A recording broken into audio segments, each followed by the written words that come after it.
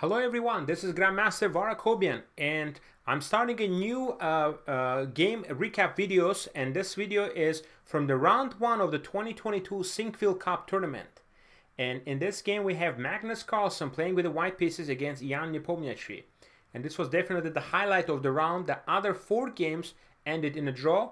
Shakhriyar Mamedyarov against Wesley So was a draw. Lenier Dominguez, MVL, Firuza, Caruana, Hans Niemann against Levon Aryan. All games ended in a draw, and Magnus won a very nice positional game that I want to show you in the first round. Let's take a look at this game. He started off with the move d4, knight f6, c4, e6. So perhaps if you play the move knight c3, Nepo was going to play the move bishop b4 here, a Nimzo Indian defense. But he played knight f3, not allowing that. And here was a surprising move here. C takes d4, because normally you're supposed to play the move knight c3 here if you want to get an advantage, but he played this move c takes d4, which I'm very familiar with. I played it myself against a very strong 2700 grandmaster Arkady Naidich, and I won with the white pieces in 23 moves. This was in a Montreal Invitational tournament many years ago, about 12 years ago, and so I have good memories about this game. Now Nepo took back, knight c3, c6. Now after playing c6, the idea black wants to play here the move bishop f5, activating the bishop and controlling the diagonal. So you don't want to play this move here immediately, because if you do that, then you're going to run into move queen b3, putting pressure on b7 and also on d5. So this is going to be a problem for black. So that's why move c6 is played, and I played the move queen c2 normally in this position because I want to try to prevent bishop f5. But in that case, black can play the move g6, and after bishop g5 there's bishop e7, and black eventually gets the bishop on f5. But Magnus just played bishop f4 immediately, developing the bishop, bishop f5, e3, knight bd7, h3, bishop e2, and g4. And it's a very interesting, you don't normally see white play like this, but actually it's very interesting because Magnus actually played this position with the black pieces in 2009 in a blitz game against Vishy Anand, and he won with the black pieces. So he certainly remembered that game. He mentioned that in the after the game interview, that he of course remembered that game, and but he was on the other side of playing with the black pieces. So after g4, bishop e4 played. It was expected move, and now bishop e2, and now queen b6. And from the first glance, it may seem like now white has weaknesses and he has to protect the pawn on b3, pawn on b2. You can't play rook b1, bishop takes. It's not so easy, but queen b3 played, activating the queen and also defending against b2. And now captures. And again, from the first glance, it looks like now you have double pawns, but white will have a very small advantage here. You'll see. Bishop g6 played. Another option here is to play the move h6, because once you play h6, you're basically forcing him to take, white take the bishop, because otherwise you're going to go bishop h7 here. Let's say if you just make a move, this is not a good move, but just bishop will go here and black is okay. So after take, knight takes e4, bishop d3, and I believe after bishop d6, this should be okay for black, this position. And now just weaknesses we have here on b3 and b2. Another line here is if bishop takes e4, then actually you can insert a bishop b4 check, king e2, and just play d takes e4. Again, leads to a equal position here. But in the game, Nepo played bishop g6, knight h4 by Carlsen. Now the idea is to try to win the bishop. Bishop b4, takes.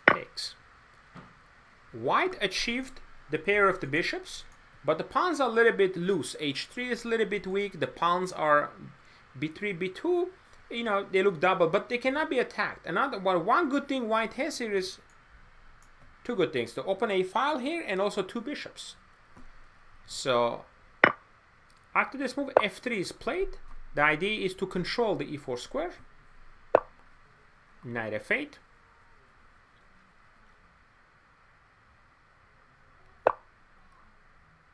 King f2. Knight e6, attacking the bishop. Bishop e3. A lot of maneuvering, and doesn't look like white has much advantage here. Of course, if you take the dark square bishops off the board, this position is just going to be equal. But now h4 played. a6. King g2. Rook a8. I'm wondering if it was possible here to play this move immediately, bishop d6. What would happen? Okay, then take would occur, and then b4. And white is a little bit better because there are ideas such as to go here, to go here. There are ideas with advantage for white. So a6, king g1, rook a d8, bishop f2, bishop d6, bishop d3. And here, position is very slightly better here for white, but from here on, Nepo made a mistake next move, and Magnus just played brilliantly. So here, bishop b8. This is not a very good move. It's a little bit of a passive move. I know if he was trying to wait a little bit. I'm not sure what the idea was on bishop b8, but perhaps you should play rook c8 and wait for the to see what is white gonna do. It's again, it's a maneuvering game. Like for example, knight a4, we have knight d7. Slightly better position for white, but very hard to break through. The problem with this move is now knight comes to a4, and now the threat is to play b4 and try to put a knight on c5. When you do that, then white is going to have a very nice bind on the position. So bishop d6 played, threatening, to trying to stop b4, and now bishop e1. Excellent move. The idea now to play b4 and put the knight on c5. And now, okay, king d7 perhaps is the best move, but again, this is very nice for white, this position. Very, very nice advantage here. Hard to win still, because black position is out, but very unpleasant to play. So understandably, black didn't play that, play the move c5. But now we know one thing, guys. Once you open up the position, it's going to help the player who has the pair of the bishop, and that is white. Takes. So we get this position, bishop d2. Quiet move, just defending the e3 pawn. e3 was hanging, so it needed to be protected. Now rook a8, b4. Bishop b6, b5. And now the point is, if you take here, bishop b5 attacks the rook, rook goes on h8, bishop b4 check. The only move is king e6, and as you can see, king is getting a little bit uncomfortable. And now rook a e1, at some point getting ready to play e4. Bishop d3 and prepare some e4. King is definitely gonna feel a little bit uncomfortable here. So here, Nepo decided to sacrifice a pawn by playing a5. Bishop takes a5, takes rook a5. Again, those are double pawns, but still, they're extra pawns. So king d6, king f2. And now, perhaps, knight d7 was a good idea. Maybe try to bring the knight on b6 or c5, play rook e7, and rook d1. Very logical move. Another strong move here was b6. Was another very strong move. White is just basically winning at this point. So the conversion was just absolutely excellent. Rook h8, g5, and now rook a4. Just a calm move, just protecting here. Knight c5, and here, critical moment here. Black absolutely had to take this bishop. This bishop is strong. He absolutely had to take this and try to somehow defend this position. It's a very uncomfortable position, but there's still some small chances here. Okay? But instead, he didn't take the bishop. He played king c7, just simply missing the move bishop b1. Bishop on b1 is going to be very strong because next is to go on a2 and simply losing the d5 pawn. So I think Nepo missed this move or underestimated it. Now rook e5, bishop a2. Very difficult to defend this. So if he plays the move rook d8, then simply rook gd4 and picking up the pawn on d5. So it's winning position. So the game is over here. Just a couple of moves. f6 was played. Takes, rook d5. One thing we know, guys, when you're ahead, you go for a trade. So that's exactly what Magnus is doing, exchanging the rooks. Now g6 is hanging, check. King g2. King g2 is a very good move because king is safe here and also protecting the little weakness on h4, the pawn. So knight here, and now simply attack the pawn. Rook f8 was probably the best move here to defend, but again, this is just a completely winning position, 2 extra pawns.